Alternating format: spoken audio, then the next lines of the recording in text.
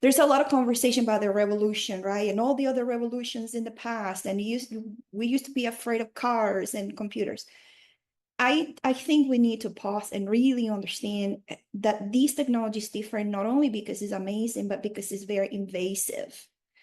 And by being invasive, it's getting closer to the personal space of people, for which it's natural, right? That we are gonna feel like it's taking away even more things that we value than just a regular tool.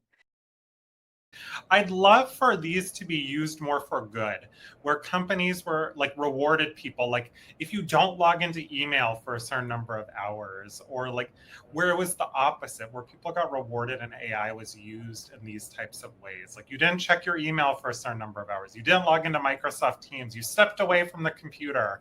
These sorts of things, I think that would be so cool, where it was like the opposite, where they rewarded you for taking breaks.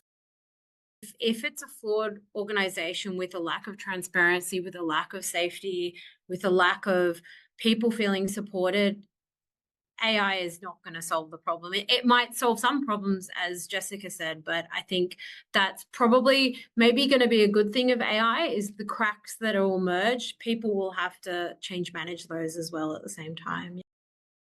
A lot of the individuals I speak to, they're just being squeezed. Like, how much can we get out of this individual?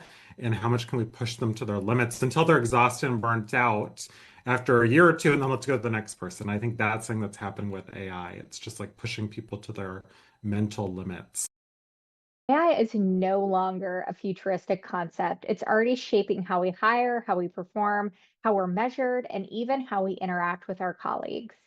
And while the headlines tend to focus on productivity, profitability, and innovation, there's a quieter conversation that needs our attention. And that's how AI is impacting the mental health of the people behind the work, the people doing the work, the people we talk about all the time. So from the rise of digital surveillance to algorithmic bias and AI-fueled burnout, the intersection between automation and well-being is real, and it is largely under-examined. Today, pushing us to ask, not just can we use this technology, but should we, and how do we protect people while doing this?